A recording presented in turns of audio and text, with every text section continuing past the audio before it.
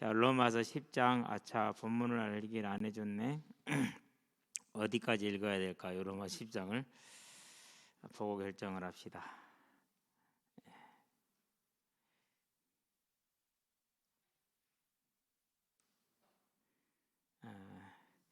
1절에서 3절만 봅시다. 밑으로 내용이 계속 연결이 되어 있기 때문에 로마 10장 1절에서 3절까지 말씀 함께 하도록 합니다.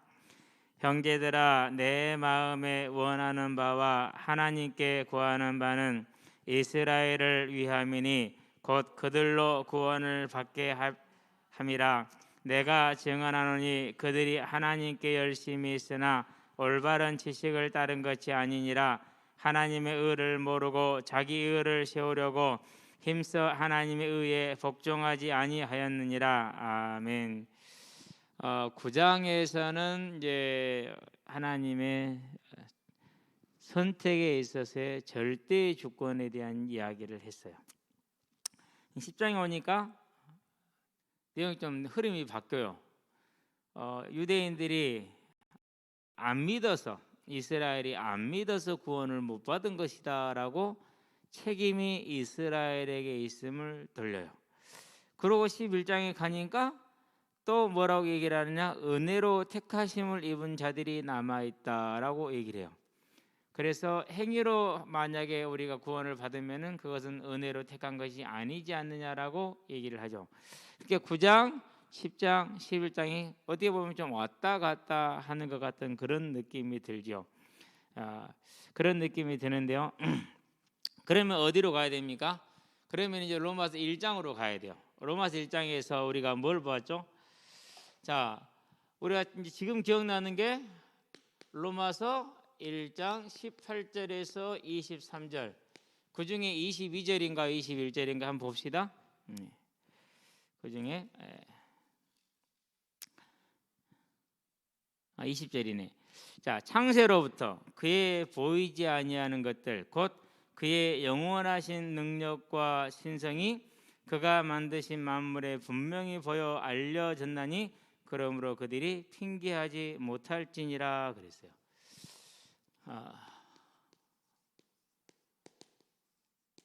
하나님께서 만물을 통해서 뭘 드러내셨다는 거죠? 하나님을 드러내신 거예요.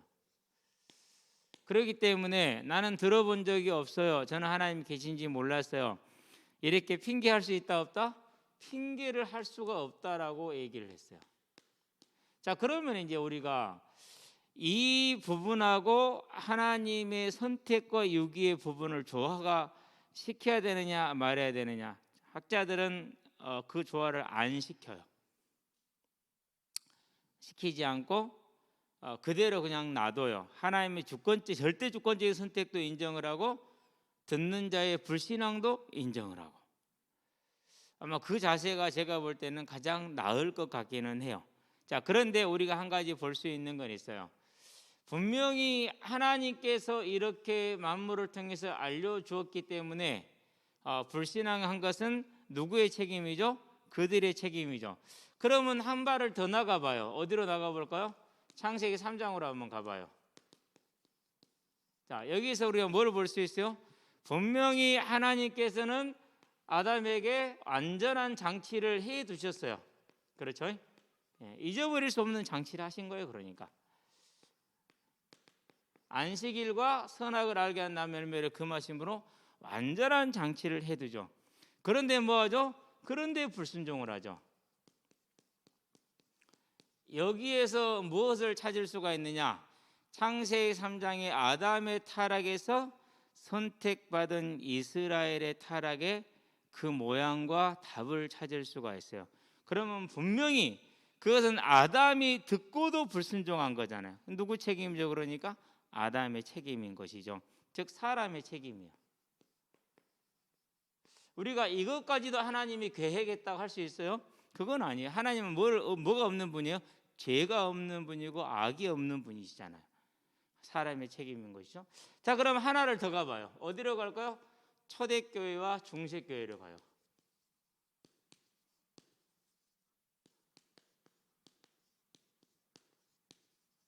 자, 분명히 초대교회에서의 모든 하나님의 말씀들,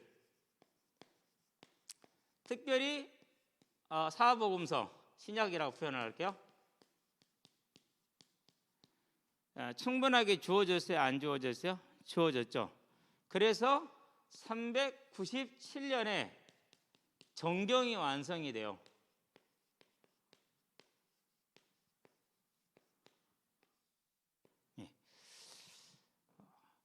분명히 하나님의 선택을 따라서 믿음의 길을 간 것이 맞죠. 그렇죠. 자, 그런데 이랬던 교회가 어떻게 변화가 됩니까? 이랬던 교회가 이제 우상화가 되죠.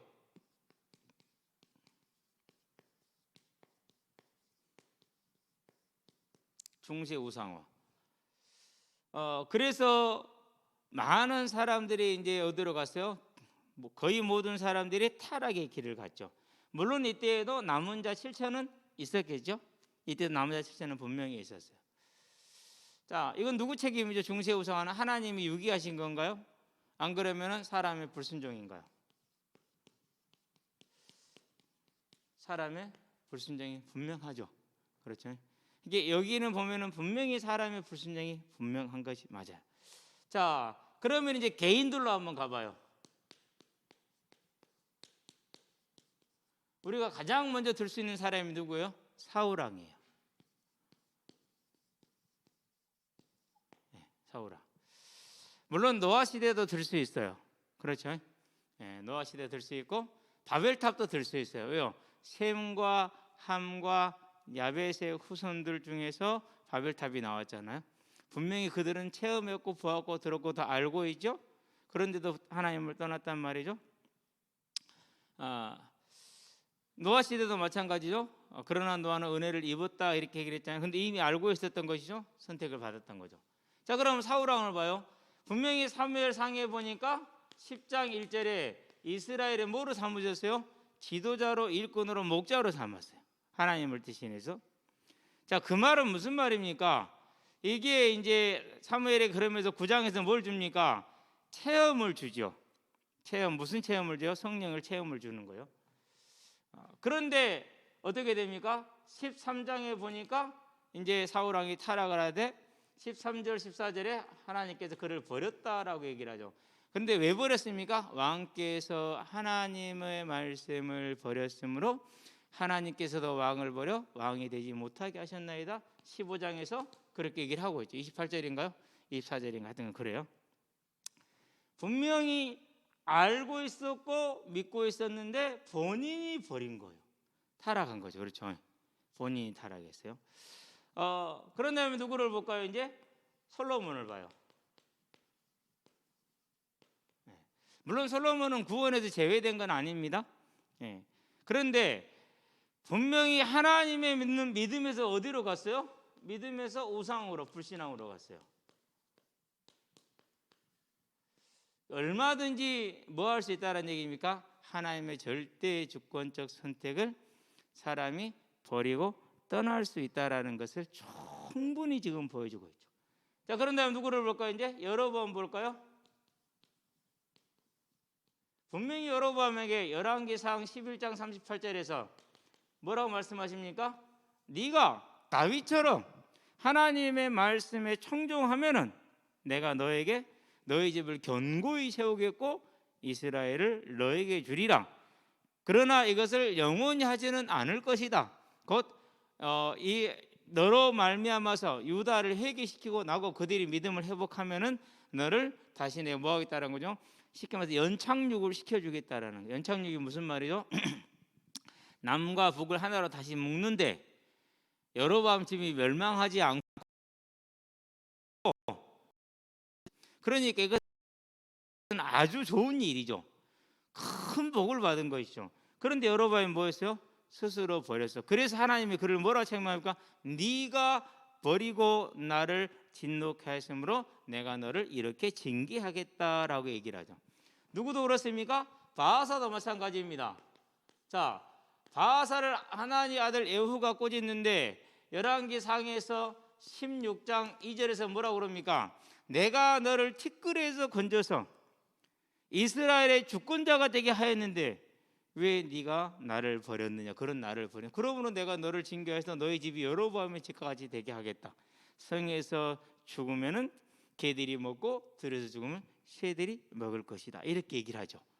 그게 이제 바하사가 받은 심판의 내용이에요. 자, 그런데 이런 심판이 쭉 갑니다. 이스라엘 역사에 어디까지 갑니까? 열왕기 하로 가겠죠? 열왕기 하, 상이 아니라 이제 왕하 17장이죠. 22절, 23절에 자, 이스라엘을 뭐 하십니까? 하나님께서 이제 버리시죠. 우리가 이스라엘 백성들이 사무엘에게 왕을 구할 때 사무엘상 8장 7절인가요? 하나님이 뭐라고 말씀하십니까? 너를 버린 것이 아니라 나를 버린 것이다. 이렇게 얘기를 하죠. 여로보암의 죄악으로 말미암아서 그들이 돌아서지 않죠. 그러면 이때까지 하나님 뭐 하신 거예요? 계속 보낸 거예요. 누구를 보냈어요? 선지자들을 보냈어요. 그런데 말을 들어요, 안 들어요? 안 듣는 거예요. 끝까지 불순종을 하죠. 끝까지 불순종함으로 하나님께서 이들 어떻게 됩니까? 멸망시키시고, 그리고 24절에 보니까 흩어버리고 소멸시켜버리고 지워버리죠. 예. 그래서 여로보암에게 선포했던 그 심판의 말씀이 그대로 열왕기상 14장 15절 16절인가요? 그렇죠. 이제 그대로 지금 임하게 되는 것을 우리가 보는 겁니다. 자, 이런 내용을 쭉 가지고 로마서 9장의 절대 주권적인 선택, 토기장이의 비유, 그리고 야곱과 에서 이것을 생각을 하고 10장에 오니까 누구의 책임이다? 너희들의 책임이다. 이건 다르죠. 다른 게 아니라 이건 좀 유대인들은 절대 주권적 선택에 이미 들어왔었죠. 들어왔는데 뭐 한 거예요? 이런 거죠. 버린 거예요. 그러니까 스스로가. 그래서 로마서 10장은 이 유대인 스스로가 버린 그것에 대한 책임을 묻는 것이에요. 그것에 대한 책임을. 그러면은 이런 패턴은 지금도 뭐 하고 있어요? 진행이 되고 있는 중이에요. 지금도. 자, 이런 이제 분명한 누구의 책임이 있다라는 거죠. 사람의 책임이 있어요. 첫 번째 정리. 자, 두 번째 정리를 다시 한번 해볼게요. 무슨 정리를 해보느냐? 자, 이런 하나님의 절대적인 선택과 유기에 대해서 하나님이 불의하시다. 어떻게 하나님이 그러면 책망하시냐는 뭐였어요? 이제 그런 반론이 있었죠. 그렇죠? 이런 반론이 있었어요. 자, 거기에 대해서 뭐라고 대답합니까? 하나님의 절대 주권은 노터치이다. 이렇게 얘기를 하죠. 자, 두 번째, 또 뭐가 됩니까? 이렇게 절대 주권적인 선택과 유기가 있다. 이것이 뭡니까? 은혜입니다. 왜 은혜죠? 이것이 달리 은혜가 아니라 하나님이 우리를 떠났어요? 우리가 하나님을 떠났어요? 창세기 3장에서 우리가 떠났죠. 그 뒤로 모든 역사 속에서 우리가 떠났지 하나님이 떠난 건 아니잖아요. 자, 노아의 홍수 이후에 누가 떠났어요? 노아의 후손들이 떠났지 하나님이 떠난 건 아니잖아요. 그게 바벨탑이죠. 계속해서 우리가 떠나는데 하나님이 우리를 떠난 건 아니에요. 그런 떠난 이들을 찾아오셔서 그 중에서 몇을 하나님이 구원하고자 한 자를 구원했어요. 그걸 책망할 수 있어요, 없어요? 할 수가 없는 거예요. 은혜예요. 그러니까. 두 번째, 하나님은 처음부터 지금까지 단 한 번도 자신에게 자신을 나타내지 않은, 즉 전도를 하시지 않은 적이 있어요, 없어요?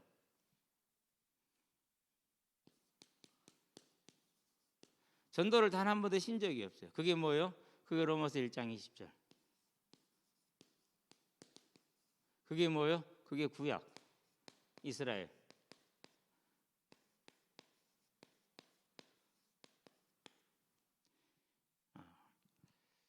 그래서 지금도 하나님은 우리에게 항상 말씀을 하고 계시죠. 자, 그런데도 우리가 그 하나님의 말씀대로 순종을 해 가요. 안 그러면은 때로는 완전한 건 아니지만 그래도 부족한 모습을 많이 가지고 있잖아요.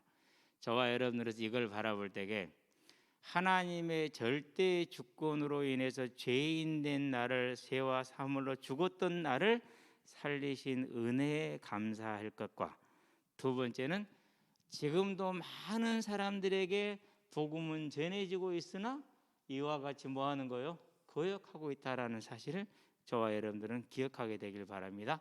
그러니까 뭐는 의로운 것이죠? 그래서 하나님의 심판은 공의로운 겁니다. 그러면 로마 10장을 이제 어떻게 이해하면 됩니까? 로마 10장은 이렇게 이해를 하면 돼요. 이 하나님의 부르심에 끝까지 거역하고 하나님을 떠나기를 애썼다는 건 누구와 같죠? 아담이 에덴 동산에서 선악을 알게 한 나무의 열매를 따 먹었던 것 같이. 그래서 하나님의 절대 주권은 그대로 두고 그 안에서 그럼에도 불구하고 하나님이 세상을 이처럼 사랑하셔서 독생자를 주시고 계속해서 그 사실을 모든 이들에게 알리고 있어. 감추지를 않았어. 다 알려요.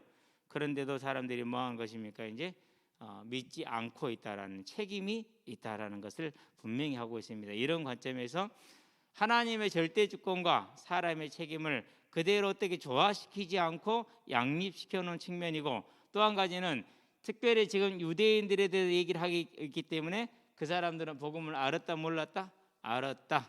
그런데 그들이 순종했다 안 했다? 사울처럼 안 했다. 솔로몬처럼 안 했다. 그래도 저들은 구원받은 것은 저는 확실하다고 믿어요. 요즘 들어서 바뀐 생각이에요. 물론 의문이 있을 수 있고 논란이 있을 수 있어요. 그러나 제 마음 같아서는 복음을 조금씩 더 알아갈수록 그렇다고 하나님이 버리지 않는다. 그러면 버리려면 못하게 징계예요. 자녀니까 징계한 거죠. 그 정도는 논의가 있게 놔두도록 하고요. 그래서 저와 여러분들은 10장을 볼 때는 이렇게 하나님의 절대 주권적인 선택으로 있었지만은 그 선택은 은혜였고 또 모든 이들에게 유기된 자들에게도 복음은 뭐였어요? 증거가 되어졌구나라는 것을 보면서 저와 여러분들이 보면은 될 것 같습니다. 자, 그러면 이제 읽는데 조금 더 도움이 되지 않겠느냐라고 생각을 하면서 로마 10장을 보는데요. 크게 두 부분 나뉩니다. 로마서 9장 31절, 30절부터 시작해서 15절까지 이 부분이 있고 16절부터 21절까지 그렇게 얘기를 하고 있는데, 복음에 대한 오해가 있었다 유대인들이. 그래서 그들이 하나님의 부름에 거역한 것이다. 그들이 들었는데도 불구하고 오지 않았기 때문에 그들의 책임이다, 이렇게 얘기를 합니다. 그래서 뭐 할 수 없다? 모든 불신자들이 어느 시대를 불구하고, 그래서 로마서 1장 20절 대단히 중요한 부분이에요. 만물을 통해서 증거한 것도 증거하신 거라고 얘기를 해요. 그러고도 안 믿었기 때문에 본인들의 책임이다, 이렇게 얘기를 하는데, 자, 그러면은 한 가지를 생각을 해야 돼요. 뭘 생각을 해야 됩니까? 자, 우리가 죄를 지어서 하나님을 떠났잖아요. 그럼 뭘 얘기를 해야 돼요? 그것을 얘기를 해야 돼요. 그것을. 우리가 죄를 지어서 하나님을 떠났어. 그런데 그 죄 지어서 떠난 우리에게 하나님은 자신을 계시해 주셨어. 그런데도 불구하고 우리는 그걸 안 믿었어. 자, 그러는데 믿고 안 믿고가 또 하나님의 선택적인 절대 조건적인 선택에 있었어.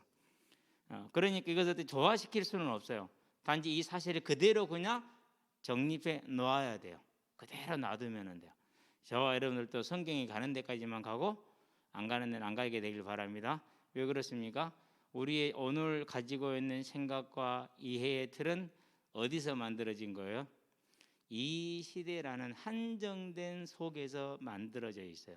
그걸 가지고 무한한 하나님을 어찌 이해를 합니까? 그래서 로마서 11장 결론에는 누가 이것을 아는데 아무도 몰라, 이렇게 결론을 내려요.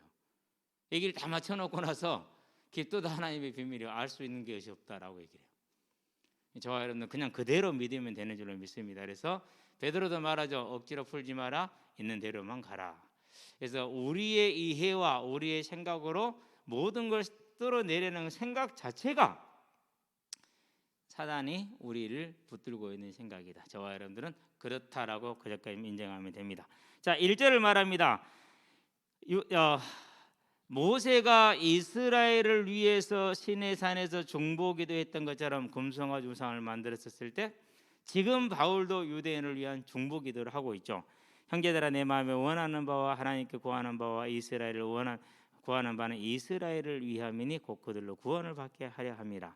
9장에서도 얘기를 했지만 여기서도 다시 한번 우리는 봐야 돼요. 뭘 봐야 돼요? 복음과 신념의 차이, 복음과 사상의 차이. 유대인들은 고린도후서 11장에서 동족의 위협 그랬잖아요. 어디를 가든지 간에 바울을 죽이고자 힘썼던 것이 이스라엘이고 유대인들이잖아요. 그런데 그런 것을 개인적인 원한으로 개인적인 감정으로 삼았어요? 안 그러면은 하나님의 종답게 종으로서 자기 위치를 지켰어요. 종으로서 충성되게 일하죠. 그렇죠? 자기의 유익, 자기의 모든 걸 다 내려놓고 저와 여러분들이 이 자세가 저와 여러분의 자세가 될 수 있도록 힘쓰시게 되길 바랍니다. 집에서도 보면은요, 이런 자세는요 별로 없어요. 우리 형제들 간에도, 우리 아이들 간에도 보면은 이런 게 없어요. 어느냐, 세상 논리 give and take 꼭 그렇게 움직여요.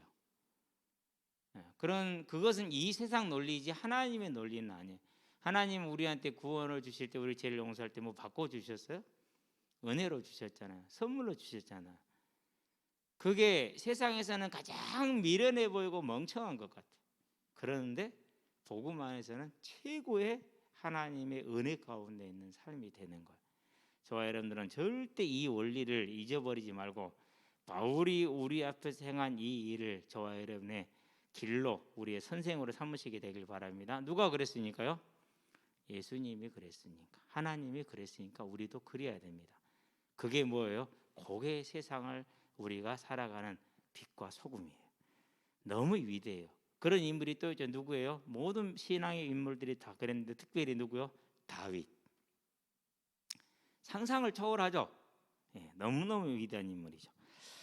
부러워요. 자, 2절, 내가 증언하노니 그들이 하나님께 열심히 있으나 올바른 지식을 따른 것이 아니니라 의를 행함으로 얻고자 하는. 특별히 또 어떤 게 있었습니까? 하나님은 이스라엘의 하나님이지 이방인의 하나님은 아니라고 스스로 틀렸어요. 그런데 아브라함을 부를 때 아브라함아 너로 말미암아서 모든 민족이 뭘 얻을 거라고 그랬어요? 모든 민족이 복을 얻을 거라고 그랬잖아요. 그러니까 아브라함만 부른 거야, 안 그러면 모두를 지금 부르고 있는 거예요. 처음부터 모두를 불렀어요. 이방인이 있어요, 없어요? 없어요. 그들도 뭐였어요? 죄인이었어요? 똑같아, 이방인이에요. 그렇죠. 그래서 로마서 2장에서는 물론 누구도 죄인이거든, 3장에서는 전부 다 죄인이거든, 1장에서는 이방인도 죄인이거든, 이렇게 얘기를 하잖아요. 이 3절, 하나님의 의를 모르고 자기 의를 세우고 힘써 하나님의 의에 복종하지 아니하니라. 그냥 복종하지 않은 게 뭐예요? 힘써서 복종을 안 했죠.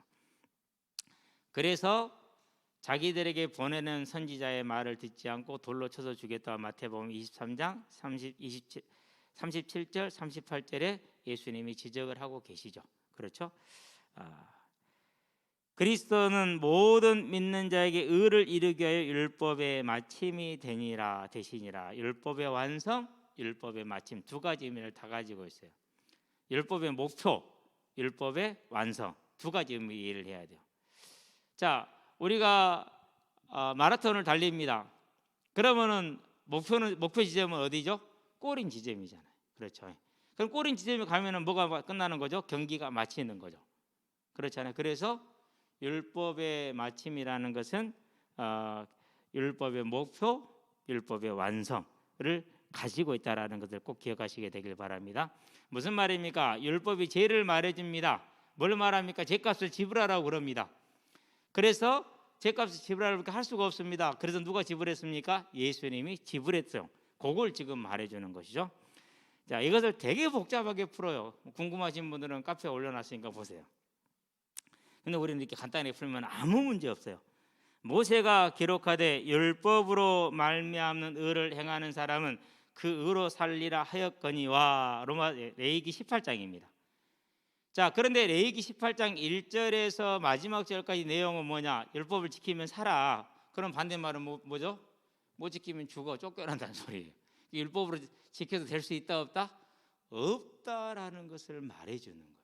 없다라는 것을. 그래서 이스라엘 백성들한테는 뭘 준 거예요? 그래서 속죄제를 준 거예요. 그러면은 내가 율법을 지키면 사는데 못 지키는구나. 그러면 뭘 잡아야 되죠? 예수를 붙들어야 되는구나. 이게 레위기 18장의 진짜 강조점이에요. 레위기 18장에 26장도 마찬가지죠. 신명기 28장도 마찬가지. 모든 그 말씀이 율법을 지키면 살리라 그랬어요. 그런데 반대로 뒤집으면 못 지키면 뭐 하는 거죠? 죽으리라는 거죠. 지킬 수 있어요, 없어요? 99.99999999999% 돼요, 안 돼요? 안 돼요. 뭐 해야 돼요? 100% 딱 채워야 돼요.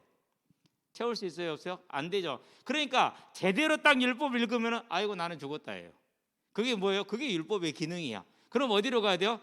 주여 나를 불쌍히 여기시옵소서라고 십자가로 나가야 돼요. 예. 그래서 율법은 뭐 한 거예요? 율법이 없으면 우리가 십자가를 잡을 이유가 있어요, 없어요? 율법이 없으면 십자가 잡을 수가 없어요. 그래서 율법은 선한 거예요. 역할 자체가 하나님이 주셨기 때문에 선한 거예요. 뭘 가지고? 우리 구원을 위해서. 그게 레위기 18장 모든 율법의 근본적인 의도예요. 그런데 이제 여기에서 유대인들이 그걸 뭐 했다라는 거, 오해했다라는 걸 설명하기 위해서 18장 5절을 지금 인용한 겁니다. 자, 그러면 그 다음부터는 신명기를 인용한 거예요. 6절부터는. 자, 믿음. 근데 율법으로 말미암는 의와 믿음으로 말미암는 의를 지금 대조시키고 있죠. 믿음으로 말미암는 의는 뭐라고 말을 하느냐? 이같이 말하되 네 마음에 누가 하늘에 올라가겠느냐 하지 말라 하니 올라가겠느냐 하면 그리스도를 모셔 내리려는 것이요. 그랬어요. 그 하지 말라는 거예요. 우리가 그러면 내가 하늘에 가서, 즉 내가 열심히 노력을 해서, 내가 열심히 의를 행해서 율법을 지켜서 뭐 하겠다라는 거죠? 네, 구원을 이루겠다라는 거. 그게 믿음으로는 그게 된다 안 된다? 믿음으로 말미암는 그게 안 된다. 행위로 할 수 없다라는 말을 지금 이렇게 하고 있는 거예요. 무슨 말인지 알죠? 이 말은 신명기에 보면은 무슨 말이냐면은요. 우리는 말씀이 너무 힘들어서 못 지키겠어. 너무 멀리 있어서 못 하겠어. 그렇지 않다, 쉽다라고 얘기를 합니다. 그래서 너희가 너희 마음에 있으니까, 마음에 있다는 얘기는 무슨 말이죠? 내가 하나님을 사랑하죠. 그러면 하나님 사랑하는 삶을 살 수밖에 없죠. 그렇죠? 그걸 지금 말하는 거예요. 율법은 뭘 말하는 거죠? 하나님을 사랑하는 자에게는 모든 게 자연스러운 일이나 하나님을 사랑하지 않는 자들에게는 모든 게 어려운 것이 되는 거죠. 그게 본질이 그래요. 율법이 주시는 본질 자체가. 그래서 믿음으로 너는 내가 무엇을 행해서 구원을 이루겠다 하지 마라. 내가 그리스도의 일을 이루겠다 하지 마라는 것이 끌어올린다, 끌어내린다, 끌어올린다라고 지금 6절 7절에 지금 말하는 것입니다. 그렇게 이해하면 확실하게 이해할 수 있어요. 자, 8절로 그냥 넘어갈게요. 그러면 무엇을 말하느냐? 믿음이 네게 가까워 내 입에 있으며 네 마음에 있다 하였으니 곧 우리가 전하는 믿음의 말씀이라. 지금 말하고 있지 않냐? 믿으면 되지 않냐? 라는 거예요. 이전에 너희 선지자들 들었지 않냐? 그냥 그대로 믿으면 되지 않냐? 이거예요 지금. 자, 율법의 기능이 뭔지를 분명히 얘기를 했으니까 할 수 있어? 못 하잖아. 그럼 뭐 봐야 돼? 그래서 속죄 예수를 보라는 거야 라는 거거든요. 그러니까 그것만 보면 되잖아요. 근데 예수를 의지했어요? 안 그러면 내가 유대인이라는 걸 의지했어요? 내가 율법을 행한다는 걸 의지했어요? 그게 지금 잘못된 것이죠. 자, 9절을 봅니다. 네가 만일 네 입으로, 얼마나 쉬워요. 예수를 주로 시인하고, 여기서 주는 뭐냐? 큐리오스예요. 그러는데 이 큐리오스는 뭘 나타내는 단어냐? 70인역이 구약을 히브리어에서 헬라어로 번역하던 그 70인역이 야훼를 번역할 때 항상 예외 없이 무슨 단어를 썼어요? 이 큐리오스라는 단어를 써요. 그러면 이 큐리오스는 누구에 대한 절대 존칭이죠? 여호와 하나님에 대한 절대 존칭이에요. 그러니까 예수를 뭐라고 부른 거죠? 여호와 하나님으로 보는 거예요. 이런 것은 이제 우리가 언어를 좀 이제 도움을 받아야, 해설을 도움을 받아야 알 수 있는 부분이죠. 그런데 분명한 거죠. 그래서 이제 우리가 뭐냐면 우리의 믿음을 이렇게 세우면 돼요. 물론 그렇게 믿지 않는 사람들도 있어요. 누구 생각이라고? 그것이 시대에 갇힌, 인간의 한계에 갇힌 그 생각으로 하나님을 이해하고 예수를 이해하게 될 때 이제 유니테리안 같은 생각을 가질 수가 있는 것이죠. 자, 그런데 그걸 하나님이 크게 쳤느냐? 구원을 주시는 건 그건 하나님의 계획이고 주권이니까 우리는 할 말이 없어요. 단지 우리는 예수를 야훼, 칭하는 단어로 쳤다라는 사실은 바울을 통해서 하나님이 하나님과 성부와 성자를 하나로 얘기했다라는 것을 우리는 기억할 필요가 있어요. 자, 네가 만일 입으로 예수를 주로 시인하며 또 하나님께서 뭐한 것을요? 죽은 자 가운데 살리신 것 그랬어요. 그러니까 초대교회에, 아니 하나님이 우리에게 복음을 주신 핵심적인 내용이 뭐죠? 예수를 하나님으로 그가 부활하신 것으로. 그게 복음의 내용의 핵심이라는 사실. 이 두 가지를 대단히 중요한 구절이 되죠. 그러니까 네가 만일 네 입으로 예수를 주로 시인하며 하나님께서 그를 죽은 자 가운데 살리신 것을 믿으면, 그렇게 얘기를 하죠. 자, 믿으면 뭘 얻으리라? 네 마음에 믿으면 구원을 받으리라. 거기서부터 이제 우리가 익히 아는 구절들이죠. 그렇죠? 사람이 마음으로 믿어 의에 이르고 입으로 시인하여 구원에 이르느니라. 성경에 이르되 누구든지 그를 믿는 자는 부끄러움을 당하지 아니하리라 하니.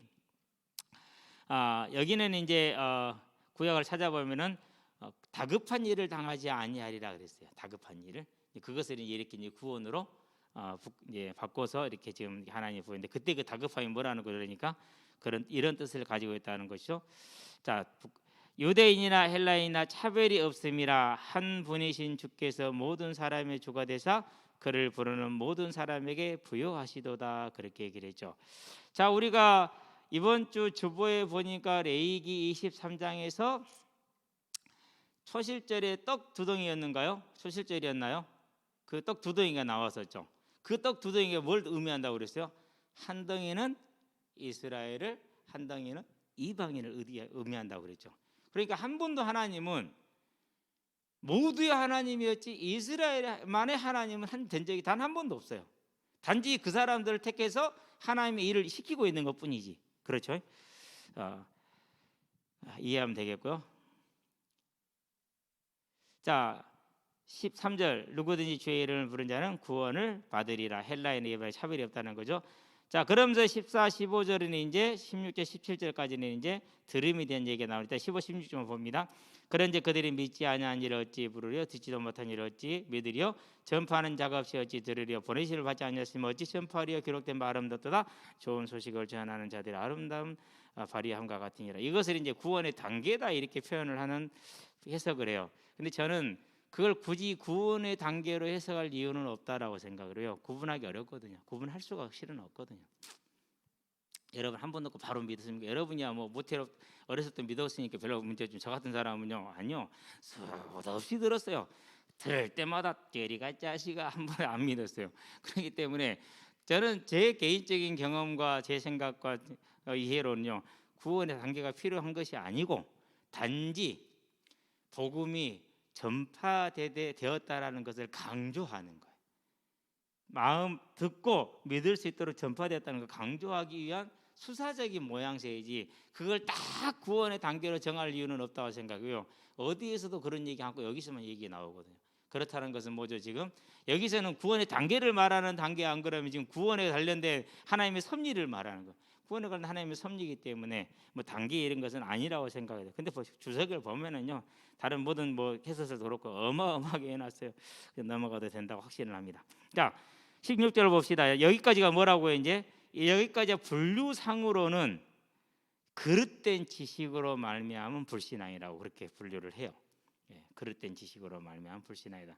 근데 우리가 전체를 이렇게 보았지만은 결국은 뭡니까? 그릇된 지식이 잘못된 거, 안 그러면 하나님을 거역한 것입니까? 자체적으로 지식의 문제가 실은 아니죠.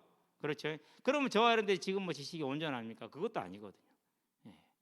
그래서 지식의 문제라기보다는 사람의 태도의 문제, 선택과 유기의 문제, 그렇게 보되 그 표현이 이렇게 되어졌다라는 것을 저와 여러분들이 보면 되겠습니다. 자, 16절부터는 이제 뭐합니까? 이제 유대인들이 끝까지 불순종으로 믿지 않은 당신들의 책임이다라는 것을 마지막 절까지 얘기를 하고 있습니다. 자, 그러나 그들이 다 복음을 순종하지 아니하였도다 그랬어요. 들었는데 순종 안 했다라는 것이죠. 그러면 들었다는 얘기는 무슨 말입니까? 아니죠. 처음부터 그들에게는 수도 없이 알려줬단 말이죠. 그렇죠. 그런데 중간에 다 떠나잖아요. 자기 스스로가 떠났어. 사무엘상 8장에서 사무엘이 하나님께 저들이 왕 세워달라는데요, 너를 버린 것이 아니라 나를 버린 것이다 라고 얘기를 하죠. 그런 게 우리가 참 저는요, 그게요 인상적이에요. 그 일이 아담 때부터 지금까지 뭐하고 있는 거예요? 벌어지고 있는 거죠. 그 책임적인 부분을 강조하는 거예요. 그렇지, 선택과 유기 자체를 건들고 있지는 않다라는 거. 그러나 그들이 다 복음을 순종하지 아니하였더니 이사야가 이르되 주여 우리가 전한 것을 누가 믿었나이까 했으니 그러므로 믿음은 들음에서 나며 들음은 그리스도의 말씀으로 말미암았느니라. 자, 그러나 내가 말하니 그들이 듣지 아니하느냐? 그렇지 않다. 시편 19편입니다. 1절부터 나오는데 4절 얘기인데요. 그 소리가 온 땅에 퍼졌고 그 말씀이 땅 끝까지 이르렀도다 하였느니라. 이스라엘 백성들이 안 들은 적이 단 한 번도 없죠. 선택받은 이후로. 그렇게 핑계할 수 있다 없다? 핑계할 수 없다. 그러나 내가 말하는 이스라엘이 알지 못하였냐? 들었으니까 다행히 알았겠죠. 원전 모세가 이르되 내가 백성 아닌 자로서 너희를 시기하게 하며 미련한 자로 백성으로서 너희를 노엽게 하였고 노엽게 하리라 하였고. 자, 이 말은 무슨 말입니까? 알았어. 근데 안 행했어. 그러는데 이방인을 통해서 하나님을 따르게 하고 하나님을 믿게 했어. 그래서 이스라엘 백성들이 자기들은 알고 안 했는데 이방인들이 알고 하니까, 자, 이방인들이 하나님의 이름을 부르면 이들이 가만히 있겠어요? 그건 대단히 뭐가 되는 거죠? 불손한 일이잖아요. 그래서 노여워하고 화를 내는 거. 그 이 얘기는 그러니까 결국 뭘 말합니까? 너희들이 듣고 알았음에도 안 하니까 너희들이 그 멸시하고 무시하는 이방인들을 들어도 내 백성을 삼겠다. 그걸 통해서 너희들이 이제 화가 날 것이고 분노가 날 것이다라는 것을 얘기를 하는 것입니다. 그리고 다음 절을 볼까요? 그러나 내가 말하니 이스라엘이 알지 못하였는데 먼저 모세를 내겠고. 이사야는 매우 담대하여 내가 나를 찾지 아니한 자들에게 찾은 바 되고 내게 묻지 아니한 자들에게 나타났느니라. 실은 이것은 이스라엘 자체를 말하는 거죠. 원문 자체에서는 이스라엘이 하나님을 모른 척하고 안 들었어요. 구하지도 않았어요. 근데 와서서 말씀하시는 거예요. 대표적인 게 뭐죠? 이사야 7장 14절. 뭐라 그럽니까? 구하라. 증거를 구하라 이거. 나 하나님 싫어 말해 안 구할 거야. 그래서 다윗의 집이여 너희가 어느 때까지 나를 괴롭하겠냐? 지금까지 너희가 지은 죄가 가볍지 않은데 더 거기 악을 하야겠냐? 보라. 여호와께서 친히 너희에게 징조를 주시리니 처녀가 잉태 아들을 낳으리니 그 이름을 임마누엘 하리라. 여기 그렇게 나와요. 그러니까 지금 이 구절에 뭡니까? 너희가 내게 구하지도 안 하고 듣지도 묻지도 않았는데 내가 친히 말하겠다라는 거죠. 언제부터 그랬어요? 창세기 3장 15절부터. 아담이 구했어요? 안 구했어요. 그 이제 구약에서는 그런 패턴이 될 수밖에 없죠. 그것을 이제 신약에서 뭐로 이제 다 재해석을 해준 거예요? 이방인으로 넘긴 거예요. 이제 범위를 뭐한 거 그러니까 유대인만에서 이스라엘만에서 모든 사람으로 확대시킨 거죠. 그렇죠? 그래서 저와 여러분들도 우리가 불러서 믿었어요? 알아서 구했어요? 아니요. 찾아오셔가지고 저 같은 경우는 수도 없이 찾아왔어요. 올 때마다 거절했고 올 때마다 멸시해서 돌려보냈어요. 그러니까 너무 이해가 되는 부분이긴 해요. 계속 찾아오셨어.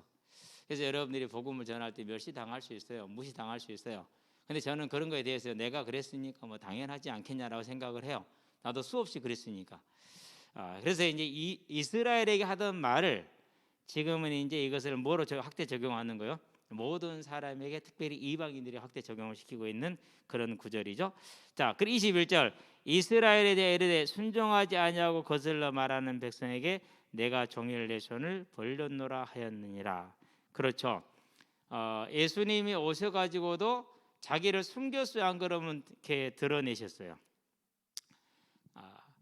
가버나움아, 내가 이 표적을 어디에서요? 소돔과 고모라 생각했더니 아직도 그 성이 뭐라 멸망하지 않고 남아 있을 거야. 그러니까 하나님 예수님께서 많은 이적을 행하고 기적을 행해서 말씀으로 줬어요. 그런데 유대인들이 믿었어요? 안 믿었어요? 안 믿었죠. 그러면 예수님 때만 그랬습니까? 쭉 그려왔습니까? 쭉 그려왔죠. 그게 선지서들이죠. 그렇죠. 근데 그때마다 이스라엘은 뭐였어요? 계속해서 거역을 했죠. 누구 책임이 그러니까 너가 책임이 분명히 있는 거예요. 하나님이 유기했으니까 나는 책임 없어요. 할 수 있다 없다? 없다라는 거예요. 그러면 이게 조화가 돼요? 안 돼요? 안 돼요. 그냥 놔둬야 돼요. 그래서 11장에 가면은 마지막에 그걸 얘기를 해요. 한번 보고 갑시다. 11장 30절에서 3절에 36절까지 찬양이 실은 이 부분은 깊도다 하나님의 지혜와 지식에 풍성하며 그의 판단은 헤아리지 못할 것이며 그의 길은 찾지 못할 것이로다. 조화가 돼요? 안 돼요? 우리는 몰라요. 단지 그냥 그렇게 믿을 뿐이고 기록된 대로 볼 뿐이에요. 네가 안 믿어서 그래. 하나님이 너를 안 택해서 그래. 그걸로 그냥 끝내야 돼요. 왜지? 연결시킬 수도 없고 조화시킬 수도 없어요. 단지 우리는 뭐 할 뿐이요? 나는 감사할 뿐이에요. 왜? 나는 듣는 귀를 주시고 보는 눈을 주셨기 때문에 깨닫는 마음을 주셨으니까 나는 감사할 뿐이에요. 저와 여러분들은요. 그 밑에 봐요. 누가 주의 마음을 알았냐? 누가 그의 모사가 되었냐? 누가 주께 먼저 드려서 갚으심을 받겠느냐? 이는 만물의 주에게서 나오고 주로 말미암고 주께로 돌아가미라. 그에게 영광이 세시토록 있을지어다. 우리는 단지 그분이 절대 주권자 창조주 여호와 하나님이시니까 영광 돌리는 일만 있을 뿐이지 이것을 좋아하거나 완전하게 이해할 수 있는 길은 없다 라고 바울도 정리를 해놓고 있어요. 저와 여러분들은 그래서요 10장을 읽을 때 이건 분명히 듣는 사람이 안 믿은 책임이야. 9장을 읽을 때는 하나님의 은혜구나. 11장에 가니까 역시 하나님의 은혜야. 그럼 뭐가 어떻게 된 거지? 몰라. 우리는 다 알 수 없어 라고 결론을 내렸다라는 거 기억하시게 되길 바랍니다. 기도합시다.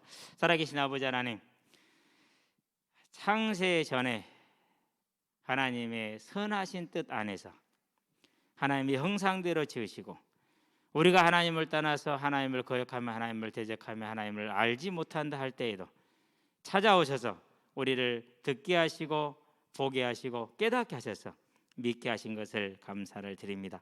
이제 이후로 더욱더 이 하나님을 섬기는 삶에 우리의 모든 힘을 다하는 예배자로 전도자로 중직자로 서게 하셔서 주의 나라에 이르렀을 때 감사 중에 은혜 중에 기쁨 중에 하나님 앞에 서기를 원하오니 주님 우리를 붙드시고 인도하여 주시기를 그리스도신 예수의 이름으로 기도합니다. 아멘.